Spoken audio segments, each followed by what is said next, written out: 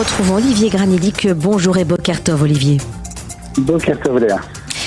Et ce matin, ce sont les ennuis de Benjamin Netanyahou avec ses partenaires de la coalition qui font la une de la presse israélienne. Tout à fait. Le Yediot Ahronot parle d'une double crise, Ben Gvir et les partis orthodoxes qui menacent de quitter la coalition et de faire tomber le gouvernement. Si leur demande pour le budget de l'État n'était pas acceptée, le ministre du Logement, Yitzhak Goldknopf, affirme que le budget qui s'apprêtera à être voté ne contient pas les sommes promises à son parti dans les accords de la coalition et il réclame 600 millions supplémentaires pour les yeshivot et les Talmudei Torah de ce qui a été déjà inscrit. Goldknopf menace de ne pas voter donc le budget et a demandé à ses collègues de Yahadut Torah de faire de même. Le Haaretz nous rappelle que dans la répartition des fonds de coalition, 4 milliards déjà ont été alloués aux yeshivot et 1,2 milliard de shekels pour le secteur éducatif orthodoxe. Mais pour Sima Kadmon, Yediot Ahronot, cela ne fait aucun doute, Binyamin Netanyahou finira par céder pour préserver l'unité de son gouvernement. Itamar Ben Gvir, le chef du parti Otzma Yehudit, est convaincu d'aller jusqu'au bout de cette crise.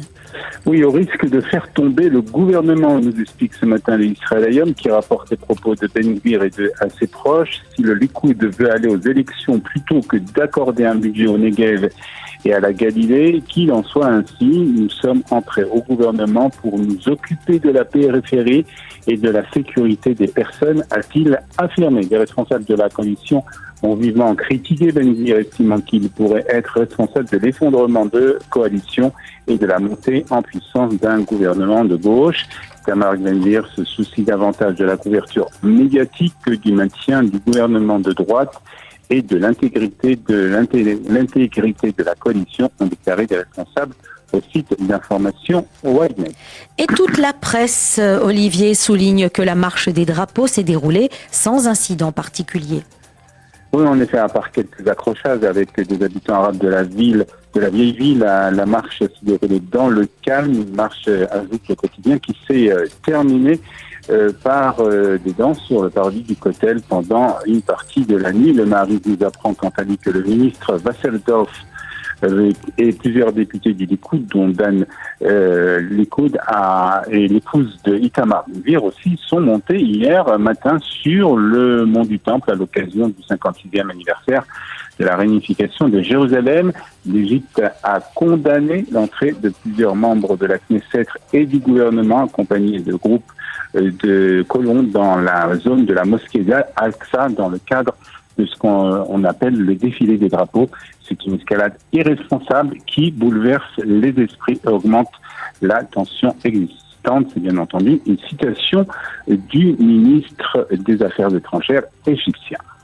Les dirigeants municipaux ont annoncé hier qu'ils allaient saisir la justice pour lutter contre le projet controversé du gouvernement de redistribuer les taxes foncières locales des zones aisées vers les municipalités plus pauvres.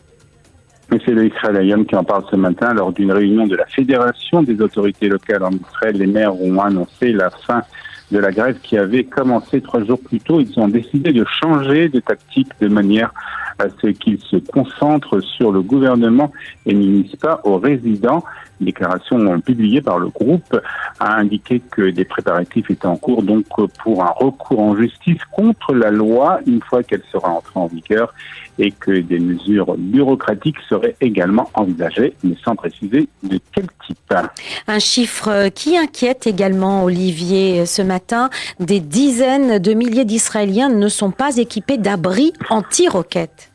27% selon le site de E24 News, selon David Moss, le PDG d'une entreprise de construction d'abris, entre 650 000 et 700 000 foyers ne disposent pas de protection. Cela représente donc 27% de la population, a-t-il expliqué. Situation particulièrement inquiétante dans le nord du pays. Le Yediot Ahronot dit que selon le ministère des Finances, sur les 250 millions de shekels qui ont été accordés pour la construction d'abris, seulement 67 millions ont été utilisés. David Mouss l'a dit d'une façon très claire hier sur E24 News. Les chambres fortes restent indispensables malgré l'efficacité du dôme de fer. Il faut regarder les choses objectivement. Ces dernières semaines, c'est le djihad islamique qui a tiré, mais ça aurait pu être le Hamas ou le Hezbollah ou pire.